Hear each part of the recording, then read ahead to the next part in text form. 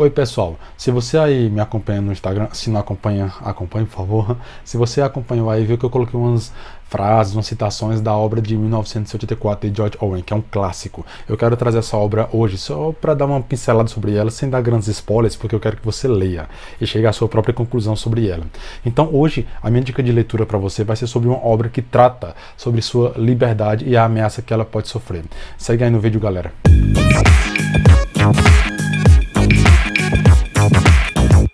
Então, pessoal, já anunciei para vocês qual é a obra.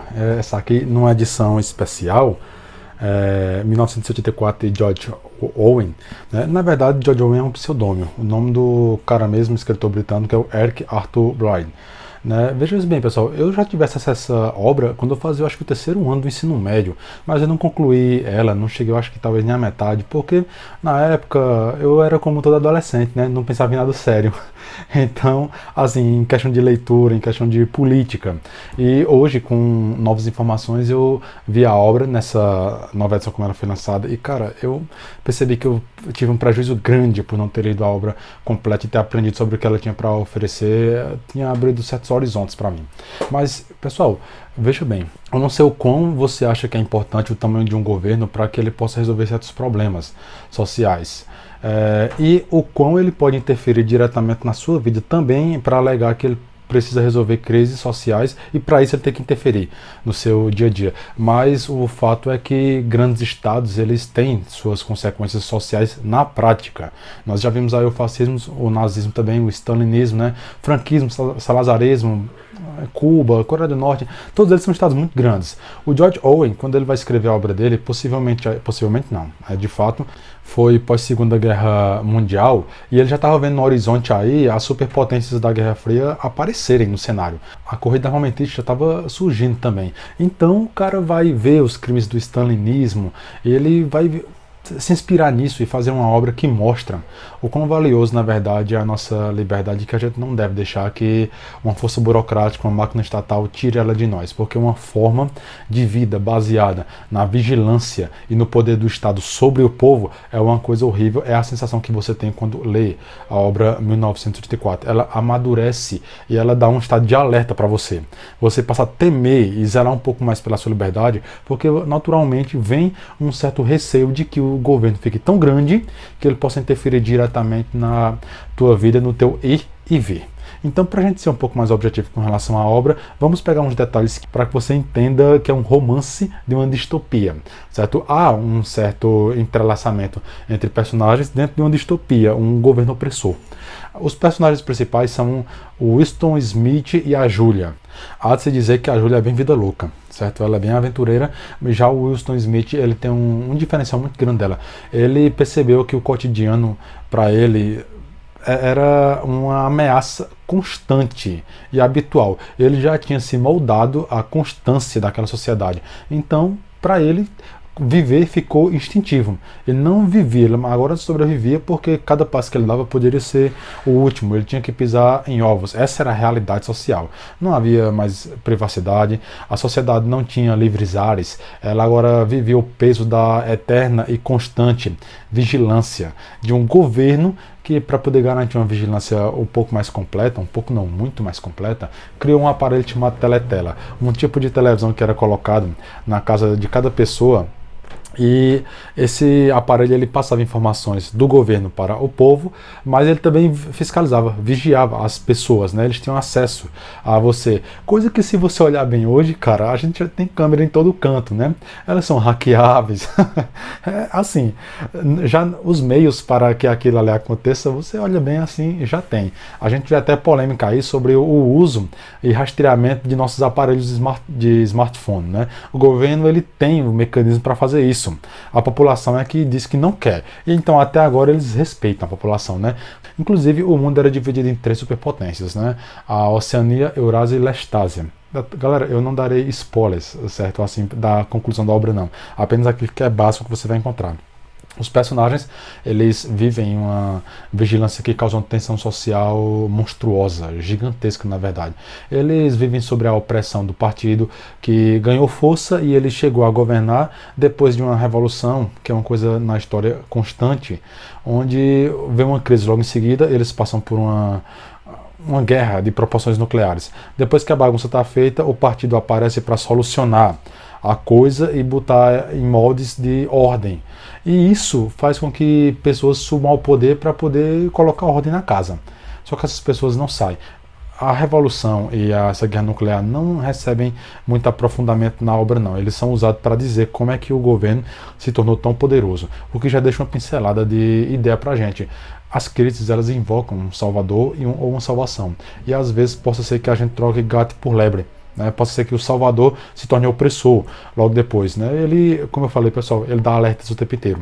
Muito cuidado com aquele que você permite que as pessoas cheguem a cultivar poder sobre sua pessoa. Tenha muito cuidado sobre isso.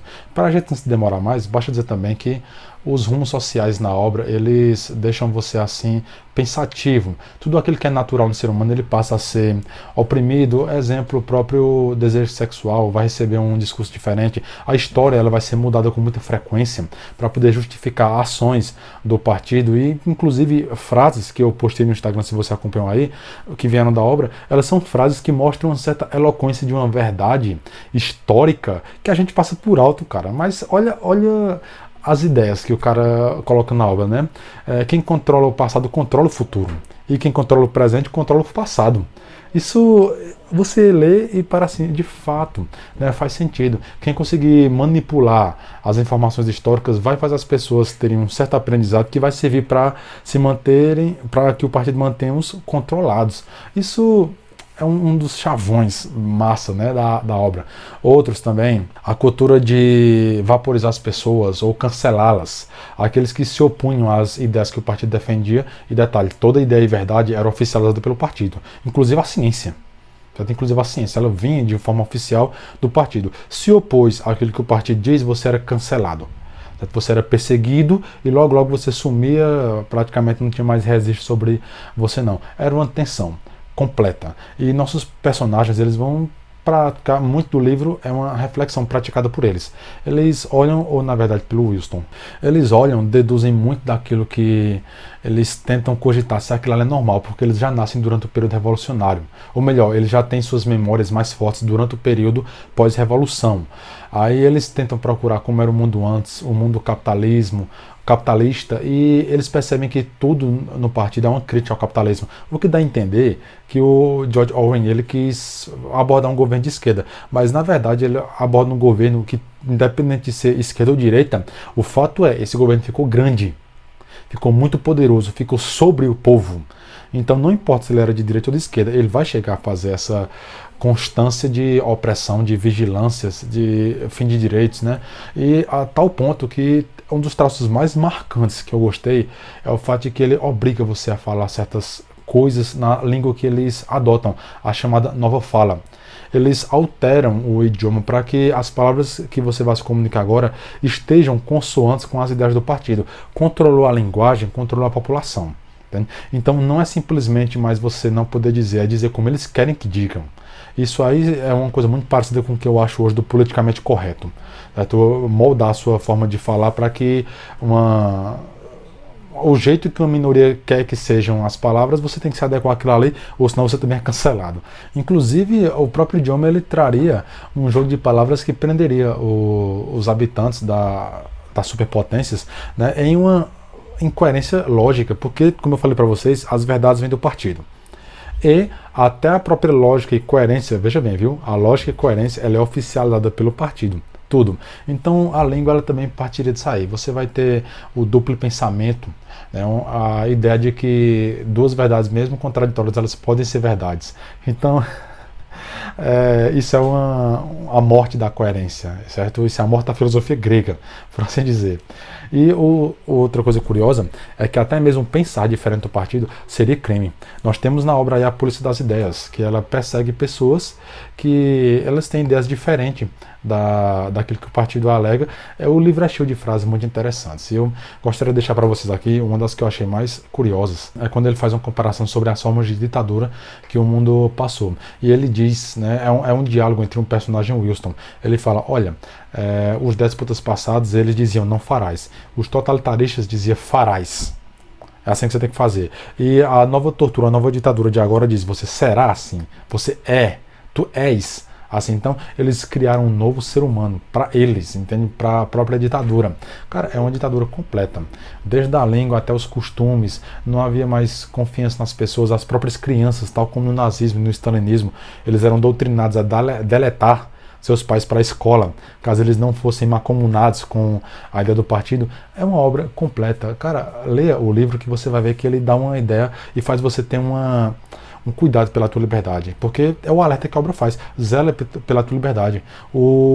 A força governamental que você pensa que pode ser a solução para os teus problemas, ela pode ser o agravante delas, né? Crises evocam salvações, crises evocam salvadores, crises evocam um partido que possa resolver o problema. E a política ela pode oferecer isso. Nós já tivemos isso. Regime stalinista, nazista, fascista, varguistas, né? O cubano, coreano. Cara, o mundo está aí para ensinar sobre isso. Então minha dica para você, leia a obra. Você vai ter um aprofundamento muito massa sobre isso, vai abrir muito sobre a tua cabeça com relação a cuidar da tua liberdade. E fica a dica para vocês, pessoal. 1984, George Orwell, você não vai se arrepender. Valeu, pessoal, até a próxima dica de leitura. Um abraço.